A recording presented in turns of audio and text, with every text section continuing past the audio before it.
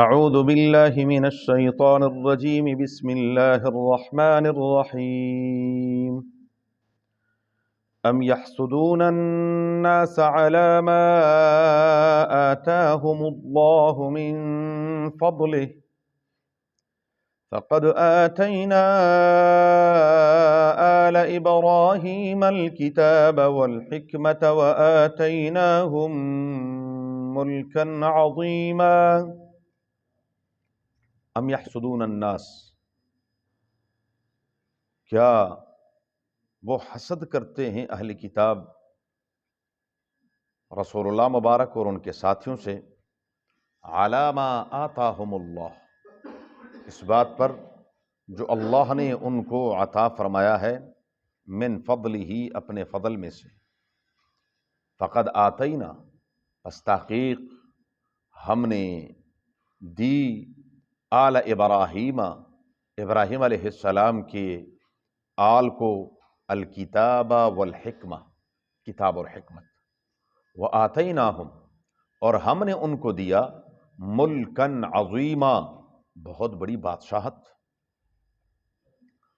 ام یحسدون الناس علی ما آتاہم اللہ من فضلہ، سورہ نساء کی آیت نمبر 54 ہے۔ گزشتہ آیات سے اہل کتاب خصوصاً یہود کی قباحتوں کا ذکر چلا آ رہا ہے کہ یہود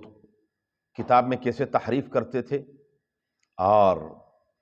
شرک ایک ایسی بیماری، ایک ایسا گناہ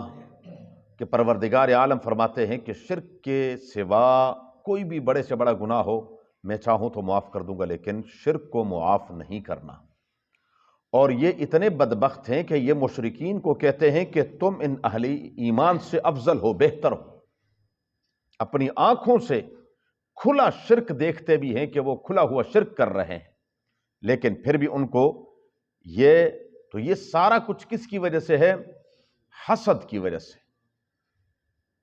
حسد کی آگ میں وہ اس لیے جل رہے تھے کہ وہ یہ سمجھ بیٹھے تھے کہ ہم صرف اور صرف یعقوب علیہ السلام کی اولاد، بنی اسرائیل، یہ ٹھیکیدار ہیں تمام خوبیوں کے، تمام اچھائیوں کے، اللہ کے تمام انعامات اور اکرامات کے، اور پروردگار عالم کی رحمت کے مستحق صرف اور صرف ہم ہیں۔ اگر اللہ نے نبی مبعوث کرنے ہیں تو وہ صرف ہم میں ہوں گے، اگر اللہ نے کسی کو دنیاوی اعتبار سے بادشاہت اور حکومت عطا فرمانی ہے تو وہ صرف ہم میں سے ہوں گے، اگر اللہ نے کسی اور نعمت سے نوازنا ہے تو وہ صرف اور صرف ہم اس کے حقدار ہیں، اس کے علاوہ کوئی اور نہیں ہے۔ پروردگار عالم نے امام الانبیاء خاتم النبیین صلی اللہ علیہ وآلہ وسلم کو بنو اسماعیل میں، حالانکہ بنو اسماعیل کوئی باہر سے تھوڑی ہے، وہ بھی تو اسحاق علیہ السلام کے بھائی ہیں، ان کے جد امجد کے بھائی ہیں، دونوں ابراہیم علیہ السلام کی اولاد ہیں۔ اسحاق علیہ السلام بھی ابراہیم علیہ السلام کے بیٹے ہیں، اور اسماعیل علیہ السلام بھی ابراہیم علیہ السلام کے بیٹے ہیں۔ تو اسحاق علیہ السلام کے بیٹے یعقوب علیہ السلام، اور یعقوب علیہ السلام کے 12 بیٹے، اور 12 بیٹوں سے یہ تمام بنی اسرائیل ہے۔ تو یہ کوئی باہر سے تھوڑی ہے، یہ بھی تو اپنے ہی ہیں، لیکن یہ اس چیز کو تسلیم کرنے کے لیے تیار نہیں تھے کہ اسماعیل علیہ السلام کی اولاد میں اللہ نے امام الانبیاء خاتم النبیین صلی اللہ علیہ وآلہ وسلم کو کیوں مبعوث فرما دیا ہے، تو یہ ماننے کے لیے تیار نہیں تھے، صرف اور صرف یہ حسد تھا۔ حسد سے قرآن کریم میں حسدا من عند انفسہم من بعد ما تبین لہم الحق، حق واضح ظاہر ہو چکا، لیکن صرف حسد کی وجہ سے نبی کریم صلی اللہ علیہ وآلہ وسلم نے اس امت کو بھی خبردار کیا، ایاکم والحسد، خبردار حسد سے بچو۔ کیوں؟ فإن الحسد یأکل الحسنات کما تأکل النار الحطب، حسد سے بچو کیونکہ حسد نیکیوں کو ایسے کھا جاتا ہے جیسے کہ آگ خشک لکڑیوں کو پھونک دیتی۔ آگ جلائے اور خشک لکڑیاں ہوں تو سیکنڈوں کے اندر وہ منوں کے حساب سے لکڑیاں، ایسے ہی معمولی سا حسد کرنے سے انسان کیا ہے؟ رسول اللہ مبارک نے فرمایا تمہارے اندر آہستہ آہستہ گزشتہ امتوں کی بیماریاں تم میں سرایت کریں گی، وہ ہے بغض اور حسد، اور فرمایا یہ مونڈنے والی ہے، یہ الحالقہ، اور فرمایا یہ بالوں کو مونڈنے والی نہیں ہے، یہ دین کو صاف کرنے والی، اس سے دین صاف ہو جاتا ہے۔ حسد ہے کیا بلا؟ حسد یہ ہے کہ اگر آپ کسی بھی شخص کو کسی نعمت میں دیکھ لیں اور آپ کہیں کہ یا اللہ بس یہ نعمت اس سے چھن جائے، مجھے ملے یا نہ ملے، بس صاف الفاظ میں جیسے آج کل ہم ہیں، آج کل یہ بابوں کی دکانداریاں کیوں چمک رہی ہیں؟ نمبر آتا ہے بابوں پہ؟ ہاں، بابوں پہ نمبر کوئی نہیں ہے۔ مسئلہ یہ ہے کہ جی مجھے میرا کچھ بنے نہ بنے لیکن یہ اس کا بیڑا غرق ہو جائے، اور الٹے سیدھے کام اس کے لیے تباہی میں مبتلا ہوتے ہیں، یہ ہے حسد۔ ہاں، کسی کی اچھی حالت کو دیکھ کر، کسی کو نعمت میں دیکھ کر اس نعمت کی تمنا کرنا یہ بری بات نہیں ہے۔ آپ کسی کا اچھا کاروبار دیکھ لیتے ہیں، آپ کسی کی قابل اولاد دیکھ لیتے ہیں،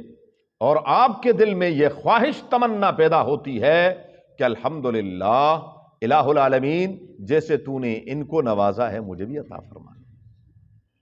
جیسے ان کا کاروبار چمک رہا ہے اللہ میرے کاروبار کو بھی چمکا دے، اللہ جیسے ان کی اولاد نیک صالح اور فرمان بردار ہے میری اولاد کو بھی نیک صالح فرمان بردار کر دے۔ یہ کوئی بری بات نہیں ہے، لیکن بری بات یہ ہے کہ آپ کہیں مجھے ملے نہ ملے لیکن اس سے چھن جائے، یہ ہے حسد۔ اللہ ہم سب کو محفوظ فرمایا۔ تو فرمایا ام یحسدون الناس، کیا وہ حسد کرتے ہیں اہل کتاب؟ الناس سے مراد رسول اللہ مبارک اور حضور صلی اللہ علیہ وسلم کے صحابہ ہیں، یہ لوگوں سے اس بات پر حسد کرتے ہیں علی ما آتاہم اللہ من فضلہ، کہ اللہ نے ان کو جو فضل سے نوازا ہے، نبوت عطا فرمائی ہے، اس پر جلنا نہیں چاہیے، سڑنا نہیں چاہیے، بلکہ کیا ہے، یا اللہ تیرے خزانوں میں کمی کوئی نہیں ہے، ان کو اور دے دے، ہمیں بھی عطا فرما، ہمیں بھی دے دے، اور ان کو بھی۔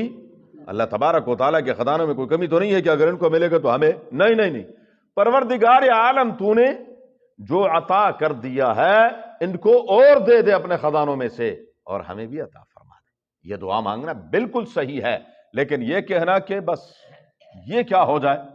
محروم ہو جائے، یہ ناجائز اور حرام ہے، اور یہ انسان کی نیکیوں کو تباہ کر دیتی ہے۔ فقد آتینا آل ابراہیم الکتاب والحکمہ،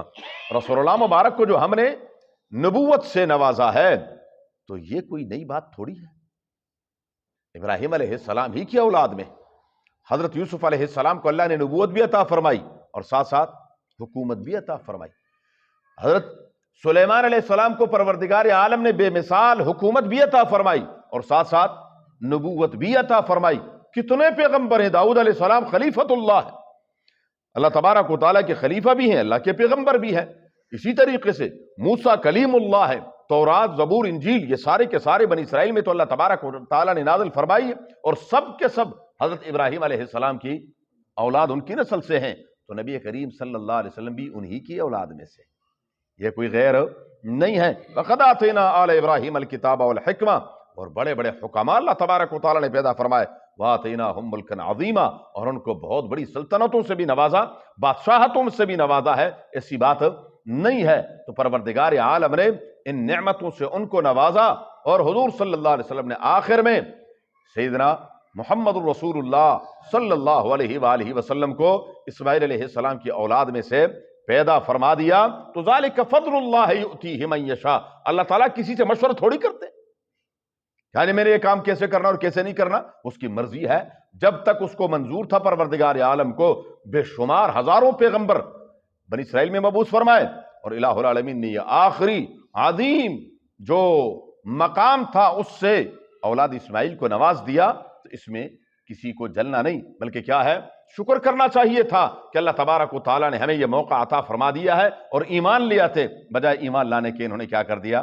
ہر قسم کی سازشیں شروع کر دی۔ فَمِنْهُمْ مَنْ آمَنَ بِهِ وَمِنْهُمْ مَنْ صَدَّ عَنْهُ، اب ان میں سے بہت کم ایسے ہیں جو ایمان لائے، ان کا تذکرہ انشاءاللہ زندگی رہی۔ اللہم صلی علی محمد وعلی آل محمد کما صلیت علی ابراہیم وعلی آل ابراہیم انک حمید مجید۔ اللهم بارك على محمد وعلى ال محمد كما باركت على ابراهيم وعلى ال ابراهيم انك حميد مجيد.